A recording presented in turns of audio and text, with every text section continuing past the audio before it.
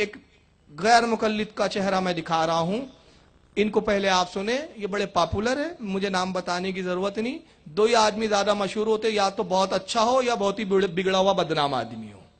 آئیے روئے زمین کے سب سے بدنام شخص کو میں دکھا رہا ہوں، دیکھ لیجئے. شفا مطلب سفارش، وسیلہ حرام ہے.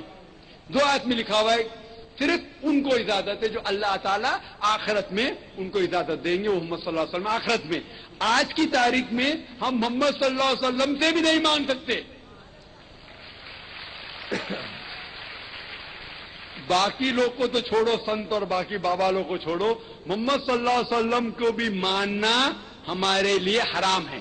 جو شخص مر چکا ہے ہم انہیں عزت کرتے ہیں، محمد صلی اللہ علیہ وسلم سے محبت کرتے ہیں، ان سے پیار کرتے ہیں، لیکن ان کی پوجا نہیں کرتے، ان کی عبادت نہیں کرتے. عبادت صرف اللہ کی ہے. محمد صلی اللہ علیہ وسلم سے مانگنا، آج کی تاریخ میں محمد صلی اللہ علیہ وسلم سے مانگنا بھی ہمارے لیے حرام ہے. ہم ان سے محبت کرتے، جو مر گیا اس سے ہم نہیں مانگتے. آئیے یہی ذاکر نائک ایک انٹرویو میں اور کیا کہتا ہے، ذرا سن لیں. اچھا، یعنی وسیلے کے حوالے سے آپ کا کہنا یہ ہے کہ صحیح بخاری آپ کوٹ کر رہے ہیں. صحیح بخاری شریف کے حدیث نمبر پہلی بخاری شریف جلد نمبر پہلی ہے، حدیث نمبر 1010 حدیث نمبر. اور پھر دوسری حدیث جو حضرت عثمان بن حنیف رضی اللہ تعالیٰ میں جواب دے دیتا اس کا. ایسے آپ کو کئی حدیث ملیں گے جو آپ فرما رہے ہیں بالکل صحیح، لیکن یہ جتنے آپ حوالے دے رہے اس ٹائم محمد صلی اللہ علیہ وسلم زندے تھے. اگر کوئی شخص زندہ ہے اور آپ کہتے ہیں کہ آپ میرے لیے دعا کرو، میں کہوں گا ڈاکٹر شاہد آپ میرے لیے دعا کرو، تو یہ جائز ہے کیونکہ شاہد صاحب زندہ ہے. تو جتنے حدیث آپ کو ملیں گے صحابہ محمد صلی اللہ علیہ وسلم کے ذکر سے، اس ٹائم محمد صلی اللہ علیہ وسلم زندے تھے. جب زندے تھے آپ ان کو کہہ سکتے ہیں کہ آپ میرے لیے دعا کرو اور وہ دعا کریں گے، یہ جائز ہے. میں آپ سے بھی کہہ سکتا ہوں، آپ مجھ سے کہہ سکتے ہیں. لیکن ایک بھی حدیث یہ نہیں ہے موجود صحیح بخاری یا صحیح مسلم میں، کوئی بھی صحیح حدیث میں کہ محمد صلی اللہ علیہ وسلم کے انتقال کے بعد کوئی ایک بھی صحابی نے ان کے انتقال کے بعد کہا کہ محمد صلی اللہ علیہ وسلم کے ذریعے یا اللہ سبحانہ و تعالیٰ میں دعا کو قبول کرو. ایک بھی حدیث نہیں ملیں گی. آپ جتنے حدیث کوٹ کریں سینکڑوں ملیں گے. یہ بہت بڑا حدیث کا اسکالر ہے. جب رسول اللہ زندہ تھے تب مانگ سکتے تھے، ایک بھی حدیث نہیں ملیں گی بولتا. یہ کیا بول رہا ہے، جملے یاد رکھیں اس کے.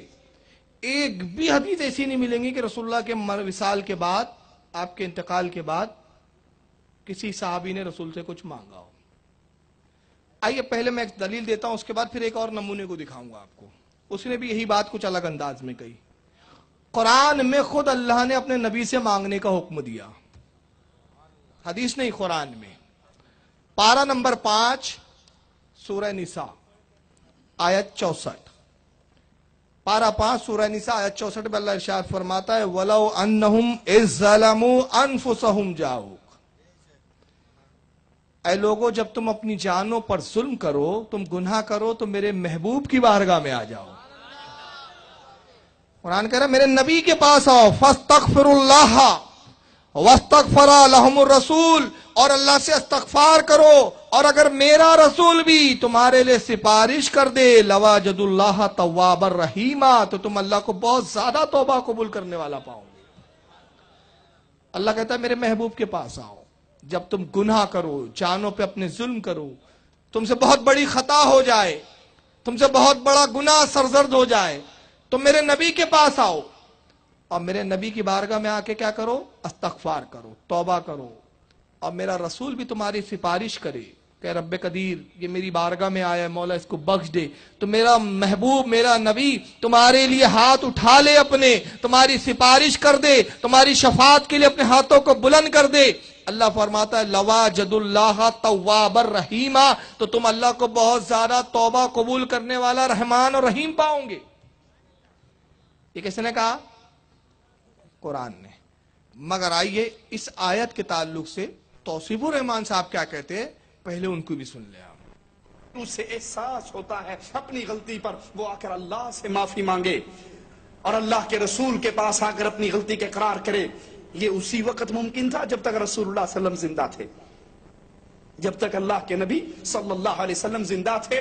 جب اللہ کے نبی فوت ہو گئے، اب وہ اللہ سے معافی مانگے، اپنے اس ظلم کا اقرار کرے اور آئندہ نہ کرنے کا عہد کرے، تو اپنے اس گناہ کے بارے میں مالک اسے کہتا ہے جو تو گناہ کر کے آیا ہے سن، لوجد اللہ توابا رحیما، تو اللہ کو توبہ قبول کرنے والا اور رحم کرنے والا پاؤ گے۔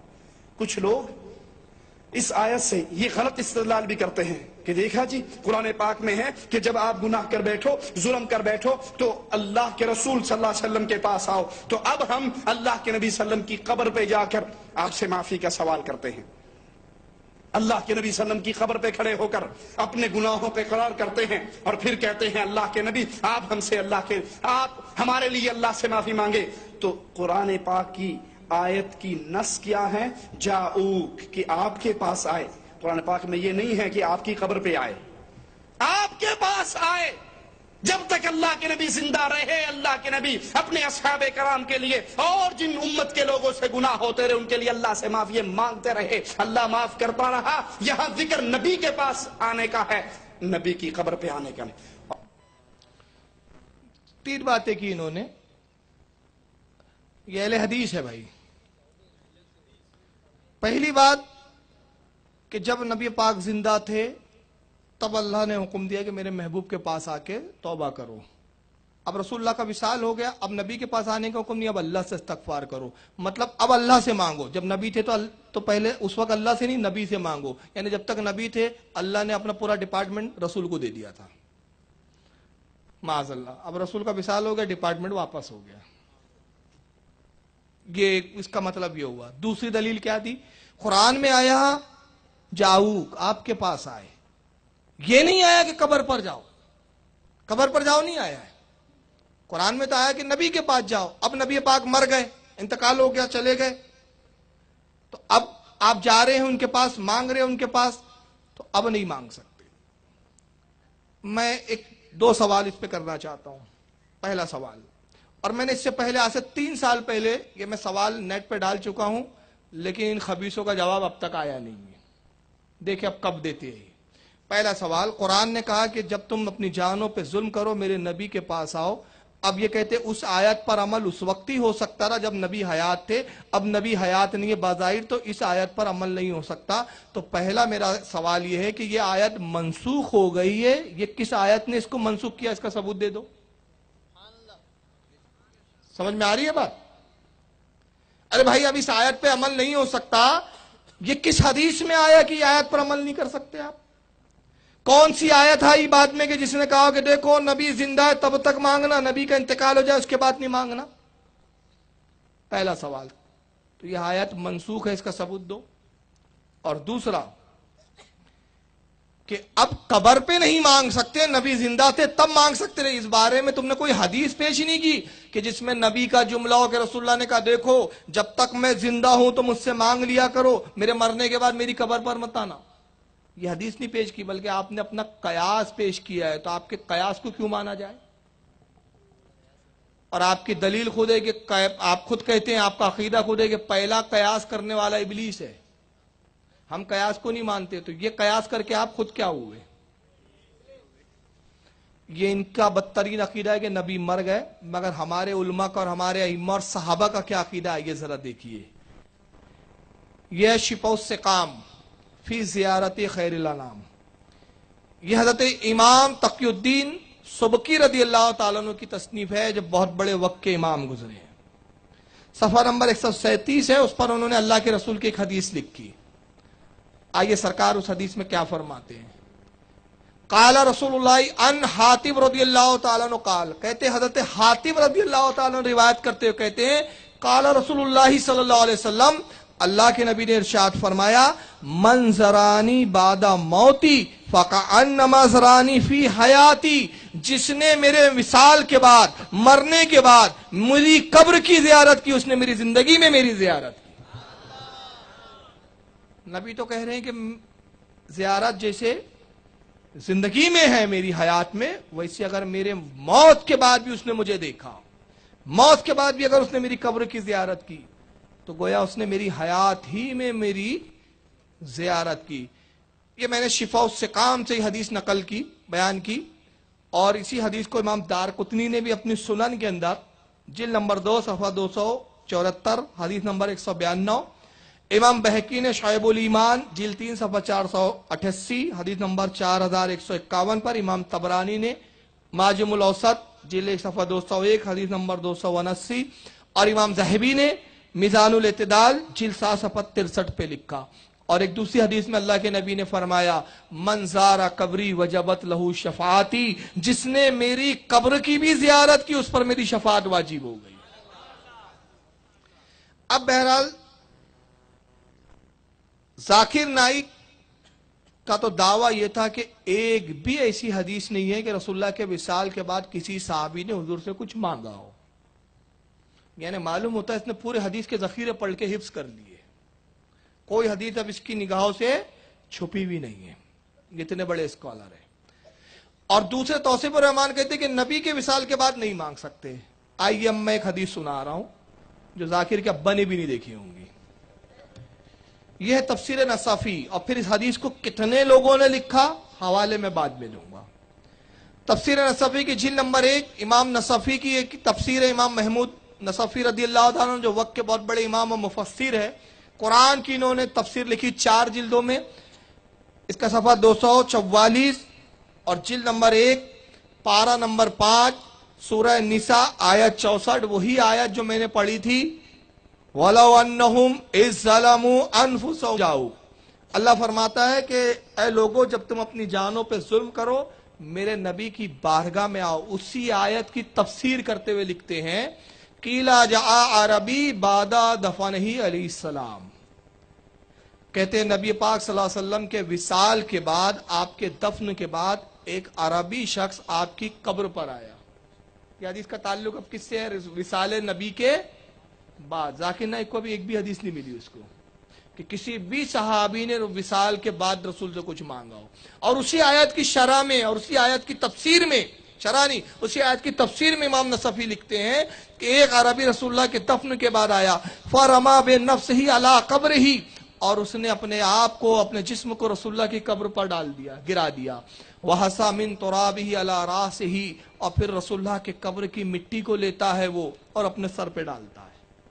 नबी की कब्र की मिट्टी को लेता है, अपने सर पे डालता है। वकाला या रसूल अल्लाह, और फिर उसने कहा या रसूल अल्लाह, कुल तो सरकार आपने कहा है, फसमैना हमने सुना है, वकाना फीमा उनजिला अलैक, और जो कुछ अल्लाह ने आप पर जैसा नाजिल किया उस नाजिल करदा में ये भी है, वलौ अन्नहुम इज़ ज़लमू अनफुसहुम। वही आयत पढ़ रहा है वो अरबी, कह लोगों जब तुम अपनी जानों पे जुल्म करो, अल आया यानी आखिरी आयत तक उसने पढ़ी, और फिर कहा वक़द ज़लम तो नफ्सी, मैंने अपने आप पर, अपने नफ्स पर, अपनी जान पर जुल्म किया। वजीतो का अस्तगफिरुल्लाह मिन ज़म्बी, और मैं अल्लाह से अस्तगफार करता हूँ अपने गुनाहों के ताल्लुक से। फस्तगफिरली मिन रब्बी, आप भी मेरे लिए अल्लाह की बारगाह में अस्तगफार करें, आप भी अल्लाह की बारगाह में मेरी सिफारिश करें। अब हजरत अली है इस हदीस के रावी, मैंने बताया नहीं आपको रावी कौन है, अली। दूसरी सनद में फनुदिया मिन कब्रिही, रावी कहते हैं मौला कायनात, बस तभी हमने कब्र रसूल से ये आवाज सुनी, कद गुफीरा लका, नबी की आवाज आई, इरशाद फरमाया जा तुझे बख्श दिया गया। सुभान अल्लाह, सुभान अल्लाह। जाकिर नाइक को एक भी हदीस नहीं मिली। असल में उसके चश्मा का नंबर ठीक नहीं है, और उसको अभी क्या क्या नहीं मिला आगे बता रहा हूं। अब चलिए, यह रिवायत तो आपने सुन ली, मैंने तफसीर मदारिक के हवाले से बताया, तफसीर नसफी जिसको तफसीर मदारिक भी कहते हैं। इससे पहले के और हवाले बताऊं, इन चोचखाओं की एक जरा इल्मी लियाकत देख लें आप, ये अफसोस खा लोग हैं। सुनिए, मौलवियों ने कई हिकायतें बदवियों की मशहूर कर रखी है। मैं एक मौलवी की केसट सुन रहा हूँ, कहता एक बद्दू था, आराबी था, वो आया अल्लाह के नबी सल्लल्लाहु अलैहि वसल्लम की कब्र पे आया, यही आयत पढ़ी और फिर कहा अल्लाह के नबी मैं बड़ा गुनाहगार हूँ, मुझसे बड़ी खताएं हुई हैं, मेरे लिए अल्लाह से माफी मांगो। हमने ये कुरान की आयत पढ़ी है, इससे यही मतलब निकलता है। ये कहकर वो बद्दू चला गया। एक सूफी साहब कहते हैं मैं कब्र पे मुराकबा करके बैठा था, अल्लाह के नबी सल्लम फौरन अल्लाह के नबी ने मुझसे कलाम किया कि भागो, उस आराबी को पकड़ो, उस बद्दू को पकड़ो और उससे कहो कि रसूल ने तेरे लिए माफी मांगी और अल्लाह ने तेरे सारे गुनाह माफ कर दिए। ये बनाई हुई मन गढ़ंत झूठी रिवायत है। جس کا حقیقت سے کوئی تعلق نہیں ہے، یہ مولویوں کی زبان پر اپنے پیٹ کے دھندے چلانے کے لیے ہے، اس کا حقیقت سے کوئی تعلق۔ اگر اللہ کے نبی صلی اللہ علیہ وسلم اپنی قبر پہ اب اس کا جواب سن لو۔ جواب کیسا سننا چاہتے ہیں آپ؟ اسی کی لینگویج میں؟ چلو اس کی لینگویج میں۔ معذرت اگر بہت کچھ سنجیدہ طبقہ بھی بیٹھا ہے جو ایسی تقریر پسند نہیں کرتا، لیکن میں مجبور ہوں کہ جب ان کے مولوی اس طرح کی بات کرتے، کہتا مولویوں نے پیٹ کے دھندے کے لیے روایت جھوٹی من گھڑت بنائی ہوئی ہے، یہ مولوی نے بنائی۔ اب میں اسی کے لہجے میں کہہ رہا ہوں، اگر یہ اپنے ماں کی حلالی اولاد ہے تو یہ مناظرہ کی دعوت دے ہمیں، اور میں یہ نہ ثابت کر دوں کہ یہ روایت کن کن کتابوں میں ہے تو مجھے اپنے باپ کی اصلی اولاد نہ بولنا، مگر اس کے نطفے میں فرق معلوم ہوتا ہے مجھے۔ آئیے یہ روایت کن کن لوگوں نے لکھی میں بتاتا ہوں، جاہل کو پتہ ہی نہیں ہے، یہ جاہل جو حدیثوں سے وہ ناواقف اور اپنے آپ کو اہل حدیث بولتے ہیں بے شرم، یہ ان کے سب سے بڑے باب ابن کثیر نے لکھا ہے۔ یہ ابن کثیر کی تفسیر ابن کثیر جو سعودیہ نہیں چھاپا ہے، اور اسی سورہ نساء پارہ نمبر 5 آیت 64 کی تفسیر میں ابن کثیر نے وہ امام ادبی سے واقعہ لکھا ہوا ہے، یہ پورا اسکین پہ دکھایا جو میں بھی آپ کے سامنے پڑھ کے سنا چکا ہوں۔ یہ ابن کثیر نے بھی لکھا، اس کو اپنے گھر کی خبر نہیں کہ ہماری مولانا نے لکھ کے گیا ہے۔ اور ابن کثیر کون ہے؟ ابن تیمیہ کے شاگرد ہے۔ سوال آیا، جواب بھی دے دیتا ہوں کہ ابن کثیر کو رحمت اللہ علیہ کہنا کیسا ہے۔ ہمارے علماء احتیاط کرتے ابن کثیر پر، اگرچہ فتویٰ نہیں ہے مگر ابن کثیر کی بہت سی کتابوں میں بہت ساری باتیں خلط ملط ہیں۔ ابن تیمیہ جو ان کے استاد تھے ابن کثیر کے، اس کا عقیدہ بہت بدترین تھا۔ اس کا عقیدہ تھا ابن تیمیہ کا کہ اللہ کا جسم ہے اور وہ عرش پر بیٹھتا ہے اور عرش پر بیٹھا ہوا ہے۔ اس پر علماء نے گمراہیت اور کفر کے فتوے دیے۔ ابن کثیر کے ایک شاگرد امام زہبی، ابن کثیر کے شاگرد جرح و تعدیل کے بہت بڑے امام ہیں۔ میزان الاعتدال جیسی مشہور و مارکت الارا کتاب ان کی جرح و تعدیل اور اسماء و رجال پر موجود ہے۔ ابن تیمیہ کے شاگرد انہوں نے اپنے استاد ابن تیمیہ کو سمجھایا، جب نہیں مانا تو شاگرد نے بھی استاد پہ فتوے لگائے۔ ایک شاگرد ابن قیم جوزی جس نے ابن تیمیہ کا ساتھ دیا، علماء نے ابن قیم پر بھی وہی فتوے لگائے جو ابن تیمیہ پر ہے، مگر ابن کثیر بھی ابن تیمیہ کے شاگرد ہے۔ انہوں نے توقف کیا، خاموشی اختیار کی، نہ ابن تیمیہ کا رد کیا نہ اس کی تائید کی۔